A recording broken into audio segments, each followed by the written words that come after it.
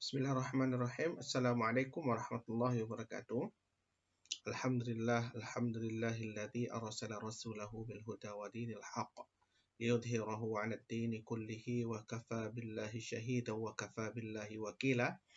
Asyhadu an la ilaha illallah wa asyhadu anna sayyidana wa habibana Muhammad sallallahu alaihi wasallam annahu la nabiyya wa la rasula ba'dah. Puji dan syukur sama-sama kita haturkan kehadirat Allah Subhanahu wa taala.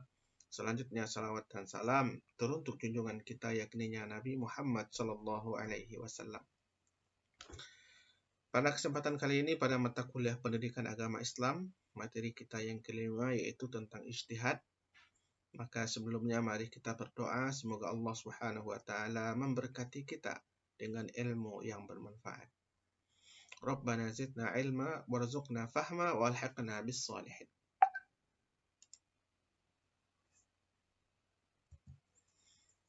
Yang pertama adalah tentang konsep ijtihad. Ya, dalam pembahasan ini ada tentang pengertian, kedudukan, unsur dan objek dari ijtihad. Pengertian ijtihad, al-ijtihad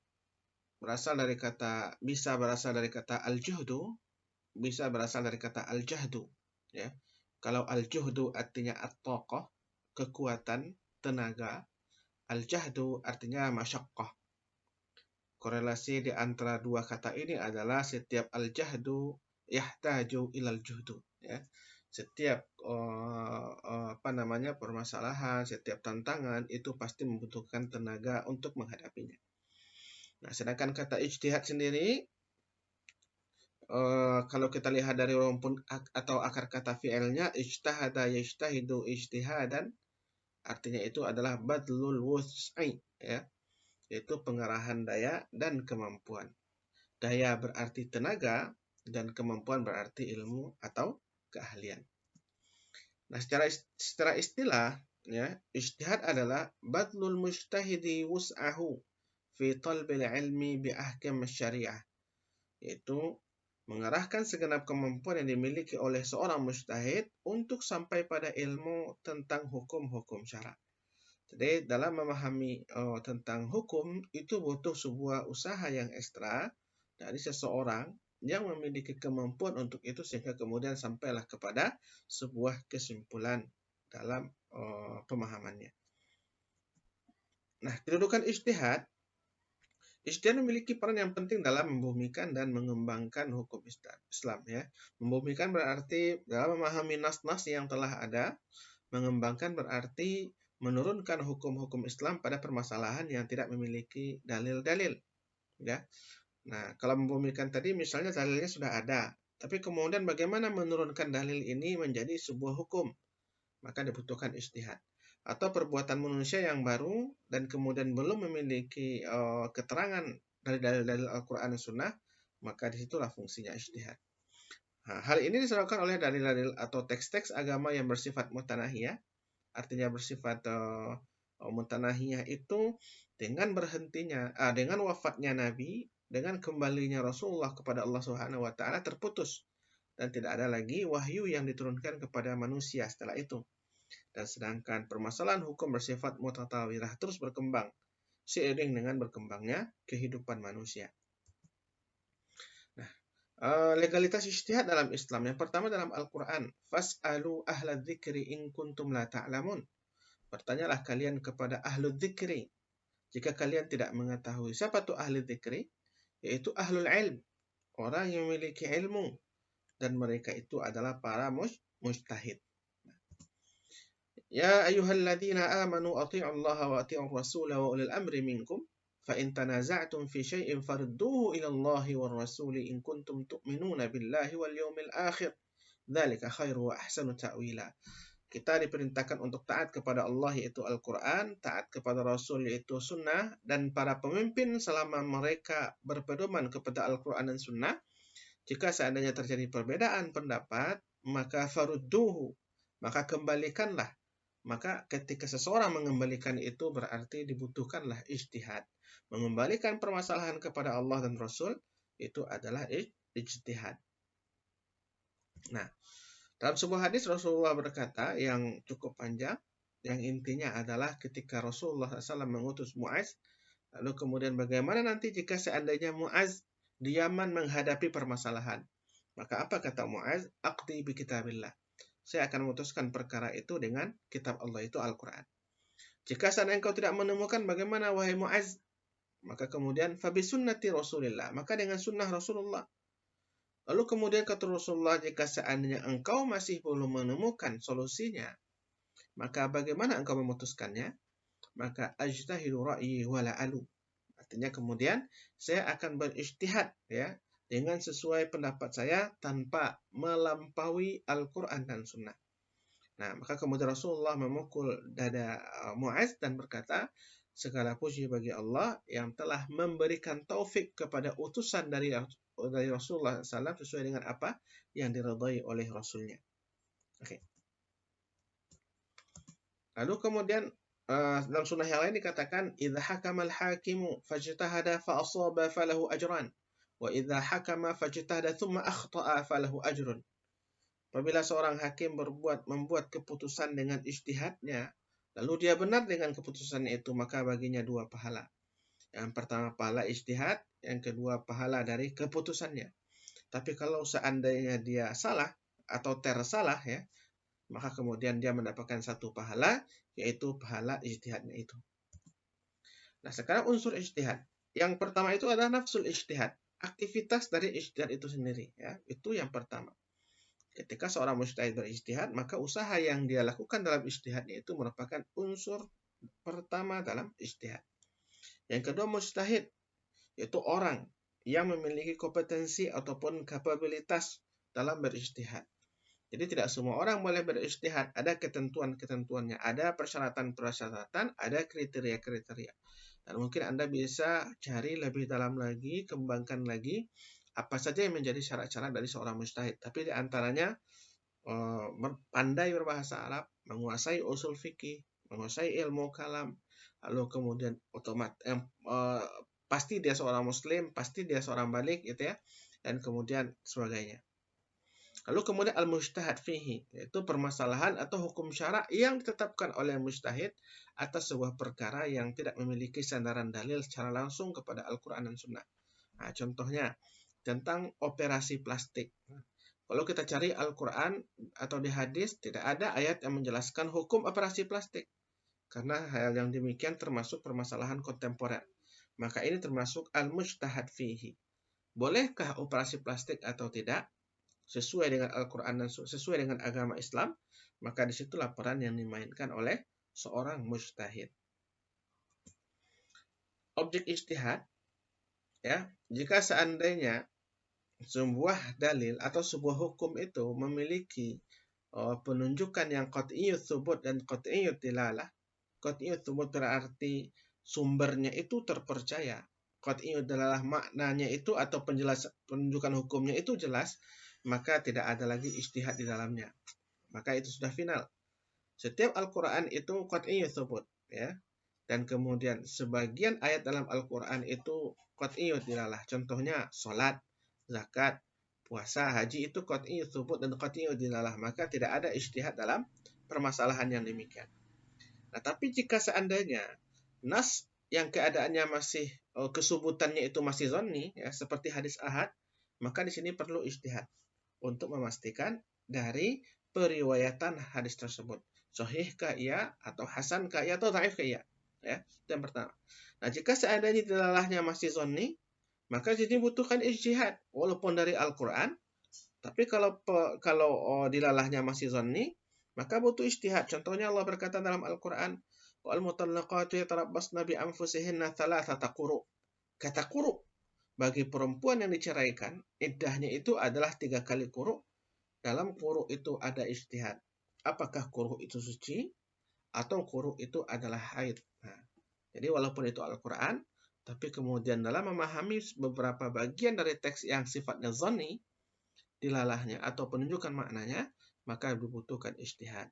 Lalu kemudian permasalahan yang tidak ada nasnya sama sekali ya. Contohnya yang tadi ya, operasi plastik itu tidak ada nasnya sama sekali, tidak ada Al-Quran, tidak ada hadis. Maka ini sangat dibutuhkan ijtihad dalam memberikan hukum. ya, atau menetapkan hukum pada permasalahan tersebut. Nah, urgensi ijtihad sebagai sumber hukum. Nah, urgensi ijtihad sebagai sumber hukum, yang pertama, ijtihad merupakan cara untuk menyelesaikan persoalan-persoalan baru yang muncul dengan mengembalikannya kepada Al-Quran Sunnah. Jadi, ijtihad itu adalah mengembalikan permasalahan-permasalahan yang baru itu kepada Al-Quran dan Sunnah. Artinya, Quran dan Sunnah sebagai standar dalam penetapan hukum, bukan akal, bukan pemikiran, bukan pemahaman seorang mujtahid, tetapi kemudian Al-Quran dan Sunnah.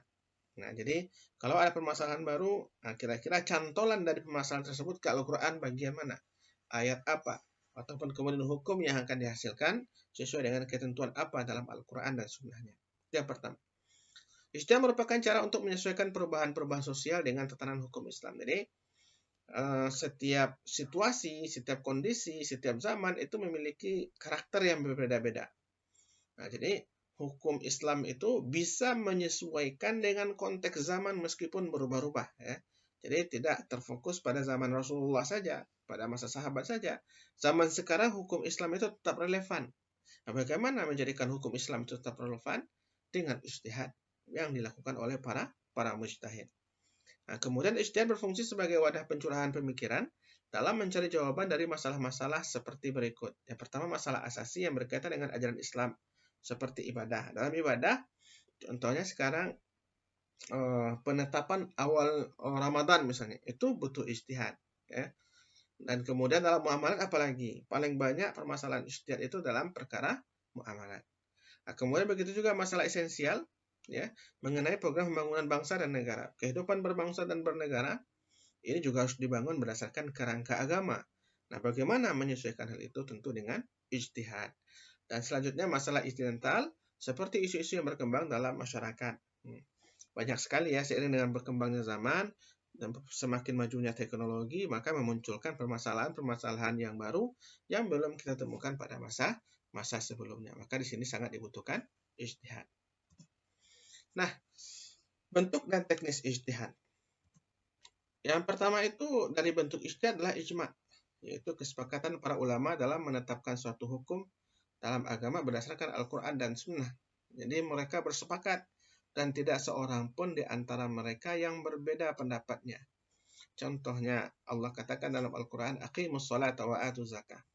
Jadi kalau salat dan bayarkanlah zakat, maka seluruh ulama bersepakat salat itu adalah wajib.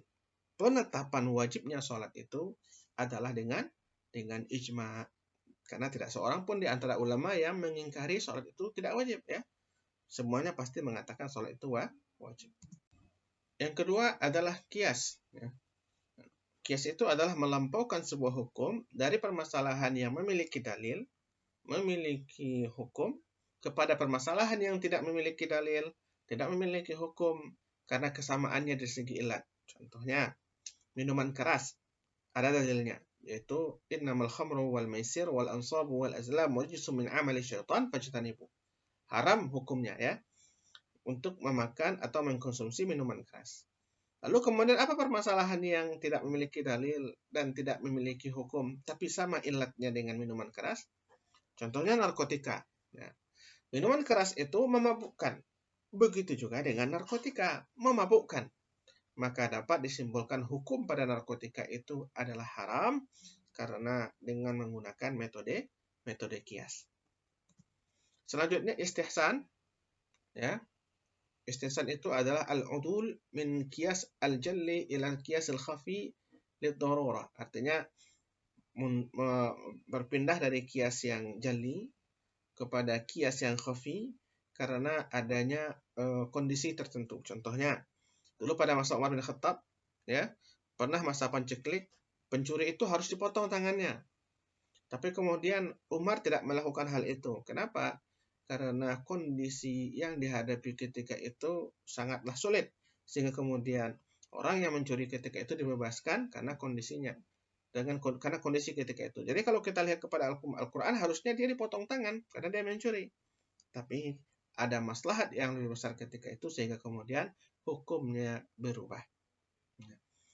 Yang kemudian istishab, yaitu istishab adalah menjadikan hukum yang sudah ada tetap kekal pada konteks hukum sebelumnya. Jadi contohnya sederhana seperti ini.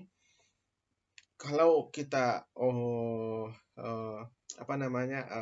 berangkat dari rumah dalam keadaan berwudu, lalu kemudian sampai di masjid kita ragu apakah wudu kita sudah batal atau tidak, maka berdasarkan kepada metode istishab, wudu kita masih ada ya. Karena dengan menggunakan kaidah al-baqa'u makana ala makan. Jadi kita mengembalikan hukum itu kepada konteks awalnya sehingga hukum itulah yang tetap berlaku.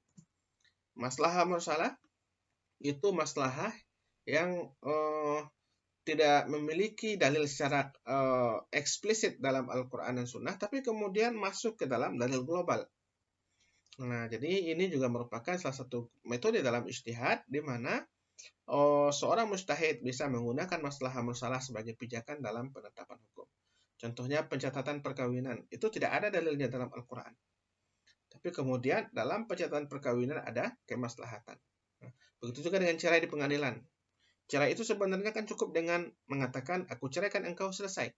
Tapi tidak sah perceraian jika seandainya tidak di pengadilan. Hal ini ditetapkan dengan maslahah al-mursalah. Urf adalah sebuah tradisi yang berlaku di masyarakat, sehingga kemudian tradisi itu jika tidak bertentangan dengan syarak, maka urf itu bisa dijadikan sebagai pijakan dalam atau metode dalam penetapan hukum.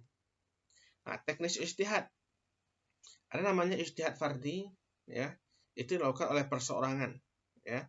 Nah, maka dalam ijtihad fardhi ini ada namanya mujtahid mutlak, ada mujtahid mazhab. Mujtahid mutlak itu yang kita kenal ada 4, Imam Syafi'i, Imam Hanafi, Imam Malik, dan kemudian Imam Ahmad bin Hanbal. Dan mereka masing-masing menciptakan mazhab sendiri.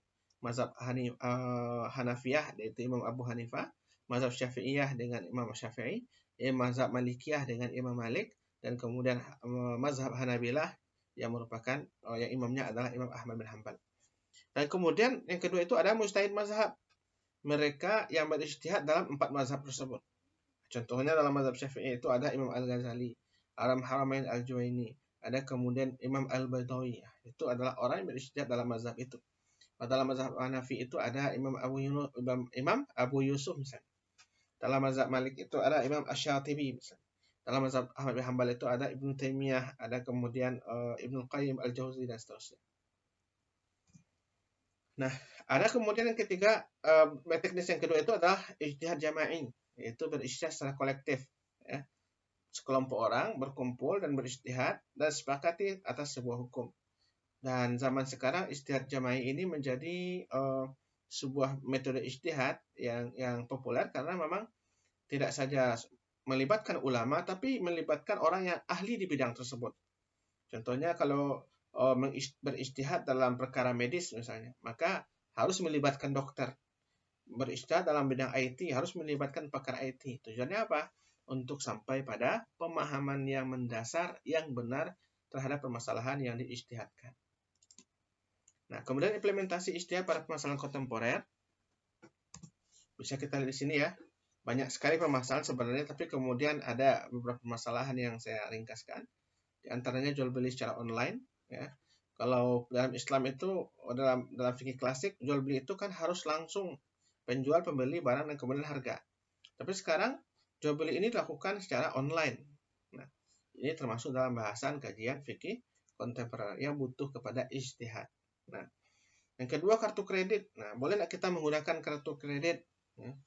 Karena bank mungkin memberikan kartu kredit kepada kita, lalu kemudian kartu kredit itu bisa kita gunakan dalam interaksi. Ini saya belum jelaskan secara detail tentang permasalahan hukumnya, ya. Tapi mungkin Anda bisa melihat nanti video-video yang lain dalam penjelasan ini pada fikih kontemporer, ya. Jadi silakan lihat video saya pada list ataupun tentang fikih kontemporer terkait dengan permasalahan ini.